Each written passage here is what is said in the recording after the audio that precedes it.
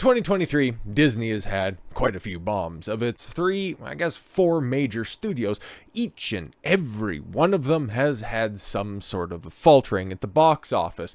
Lucasfilm, obviously, that abomination that was the Indiana Jones film, rest in peace. And then, of course, Marvel, outside of Guardians of the Galaxy, not being able to turn a profit for the first time in the franchise's once illustrious history. Pixar, well, I'll be pointing to its one output of the year, and the fact of the matter is that thing had to be put into theaters, and the lion's share of it ultimately ended up getting carried by international markets, but at the end of the day, it still didn't turn a profit.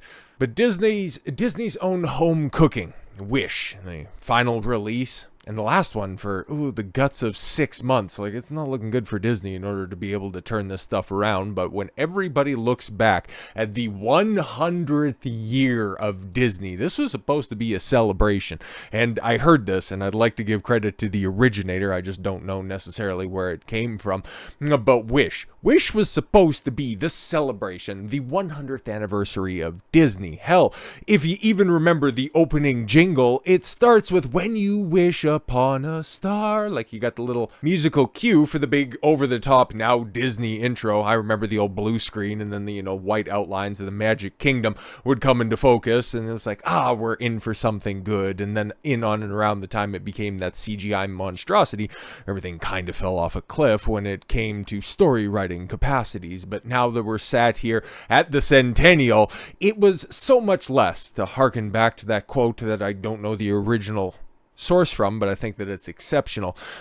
Wish was so much less of a celebration of 100 years of Disney, but it was more of a celebration of the 100th year of Disney, not paying any reverence to the previous material that brought us to this situation.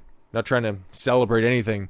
It was just once again trying to foist a girl boss front and center, and nobody cares, because the year of 2023 is going to be studied for a long old time for all of the flops and failures that Disney has had. And well, I think Wish is definitely going to be the crown jewel in that shit tiara. But we can take a look at some numbers here, because I was thinking about this earlier, and there are so many things that we don't know about this right now, but we got early numbers, right? Like, okay, we got Wish up here, okay? Not trying to pull a fast one on anybody, but we got projections. And, well, as you can see, the rank of third for a big tentpole Disney release that's out, a wide release, 3,900 theaters.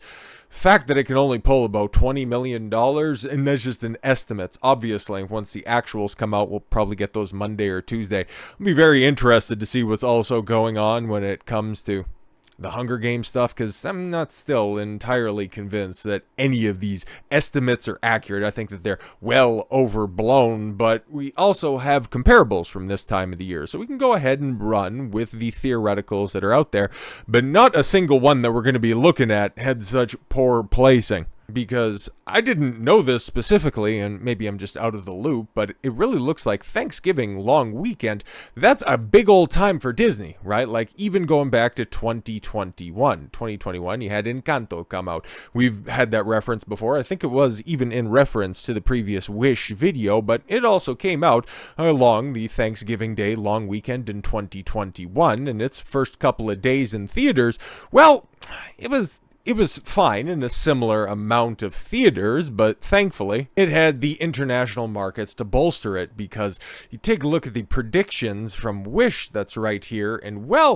it looks like it could end up tracking ahead of Encanto, which was kind of the beginning of the end, right? Like, I don't know, I've never heard anybody reference this at all, which is also kind of a bad sign for Disney, because even if you weren't paying attention to what was being released, you knew when Disney had a release in the theaters. Like, it was marketed everywhere. And maybe because I don't have cousins or nieces or nephews or anybody of the target demographic, but maybe that's also a bad case, or rather a faulty premise, because well, the goodwill that Disney used to have with families, that's totally and completely eroded. But at the end of its box office run here, Encanto ended up with $231 million. But that's totally fine when you take a look at the production budget of $150 million, which, yeah, it still lost money, but we ain't talking hundreds of millions of dollars, right? So given the fact that Wish looks to be tracking, at least in the estimates right now, a little bit better than Encanto did. If we crunch the numbers, it's probably going to end up looking something close to that, which it doesn't spell all that great for Wish, given the fact that Wish's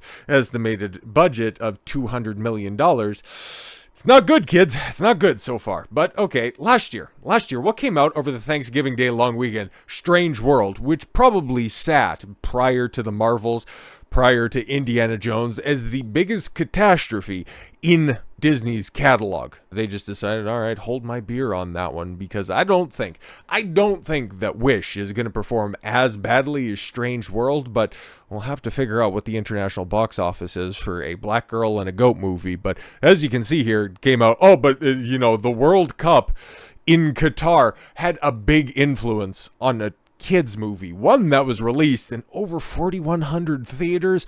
But over the Thanksgiving Day long weekend, like, this thing, it at least finished second, but it did absolutely nothing. Nothing at all whatsoever. Terrible, atrocious box office weekend. And yeah, we can take a look at the production budget on this guy right here. $135 million. It only ended up at the end of its box office run making just a shade under $70 million. So it lost, what, $150, $200 million when it's all said and done? Not great. Not great at all. But again, I implore you, take a look at the box office, or rather production budget of Wish at $200 million. And the fact that it's not even going to pop off in second place over the Thanksgiving Day long weekend. And like I said, actuals are definitely going to be able to tell a story, a more complete picture, because earlier this year, Pixar's big outing, and Pixar used to be a hit maker. All the way until about, when did everybody peg it? About Cars 2 was the first one. It's like, oh, that really wasn't very good. And it was at least recognized that it wasn't great. But we have an incomplete picture right here, right now. But as it sits, right, if we don't have the international numbers, but did enough people end up getting burnt, pun not intended, for Elemental by Strange Worlds? Like, again, look at these international numbers. That one was atrocious. Maybe Strange World. Maybe Strange World is a complete and total one-off when it comes to that. But Encanto's worldwide, yeah, that was a couple years ago. It did the heavy lifting. So if Wish doesn't have that, it's going to end up facing the exact same fate. And as you can see here, given the fact that, yeah, the international box office north of $300 million, and you also only get a fraction, 40% of the box office pull abroad. And then if it's in China, I don't think Elemental got a China release, so it's 25% of the ticket sales that you get there. But yeah, that had a $200 million box office budget. So either Elemental made a couple of dollars, whatever they found in between the couch cushions, or it too lost money. Every single tentpole studio that Disney has under their control lost money in 2023. Spectacular to think about. And I know we had the apples to apples comparison with Strange World and Encanto, but taking a look at Elemental, well, its opening weekend without the benefit of having a holiday, well, guys, it's looking like it's doing about the same of an opening weekend, and unless it has the benefit of a super huge Monday spillover, which it doesn't really look like it, because nobody's checking this stuff out, and then there's other competition that is, middling. It's like nothing's really attracting anybody to the theaters right now. Is there more to say than just Disney is dead or dying right now, or is it just film in general? I'd argue it's the latter, but we're just focusing on Wish right now. Then to Disney definitely is wishing that this thing did a little bit better. Oh, easy joke. Anyways, like I said, I'll probably focus on Songbirds and Snakes, Hunger Games, because I'm not quite believing any of those estimates right now. I think that something's a little sketchy. But we'll see. Wish, going neck and neck with Napoleon. Two completely and totally disparate audiences right there. It's kind of a carryover from the Barbenheimer phenomenon, but not nearly as successful. It's kind of like the Downs-ridden cousin of Barbenheimer, where you got Wishpolian, the Polish, whatever you want to call it, okay, in a tight race for second with $32 million over Thanksgiving Day long weekend, guys, okay? You got Songbirds and Snakes with its estimate of $41 million 5-day. So if you want to do comparison between weekend after weekend, Songbirds and Snakes only dropping off $1 million, okay? That's just going to be spun and fed into Rachel Zegler's ego, but like I said, more on that later. I just want to focus in on what the mainstream media is writing about Wish, which also tells you that they are really, really starting to turn on Disney. And like I said, they're going to take a look at Wish here at the end of the disastrous year, the disastrous 100th year for Disney, and really point to this right here as being the turning point. As far as the withering Wish, it's no surprise that CEO Bob Iger, the weatherman, said days before the movie's opening, calling during an earnings call that the studio lost some focus when it comes to the quality of their pictures. You don't say. They're used to winning on both fronts with critics and audiences, and with the $175 to $200 million production of Wish, and then marketing on top of that, of course. So you're looking at something that needed to make $450, $500 million in order to break even, and spoilers, Encanto didn't come close to that. Strange Worlds, oh, don't even get me started. And Elemental, maybe, again, the heavy lifting is going to have to be done overseas, but you don't end up taking as much away from that. So with your creative marketing, yeah, guys, it doesn't work at all. Or rather, creative accounting, still, apply as necessary, doesn't work at all. But it's got an A- cinema score from audiences. I don't know what the hell that means, but that's supposed to be good. I guess there's one bright spot in this. When we start hearing about the lackluster summer pick, Elemental, being one of the biggest movies on Disney+. Yeah, it went to a streaming service that people are leaving in droves. Okay, weird flex. It's clear that the Mouse House, I like the House of Mouse, or Ronnie's Rotten Rat Cage, whatever you want to call it, is in competition with itself on the upside. Theatrical boosts with the downstream potential, but theatrical boosts the downstream potential. You know, where they want to make a bunch of money, but if we could just go ahead and put it out on a streaming service in the aftermath, that'll be fine, right? It'll drive people to the service. So you're creating these $200 million super high budget fucking cartoons. That's what you're doing at the end of the day. If we're just gonna keep it a buck, this is a $200 million fucking flip book, okay? It's not like this is groundbreaking stuff that Pixar was doing with Toy Story, okay? This isn't the Disney Renaissance of the early 90s, late 80s, early 90s, where it's just breathtaking animation that you're seeing out there. This is just like, yeah, okay, fine. It's like DreamWorks can do something better. Hell, the Super Mario movie from the beginning of this year looked a hell of a lot better than, I don't know, this kind of 3D modeling with the old school 2D animation, hyper exaggeration of facial features. It's like, yeah. Like, if you're gonna have a big budget behind it or something like that, you have to have something that's gonna drive people to the theaters.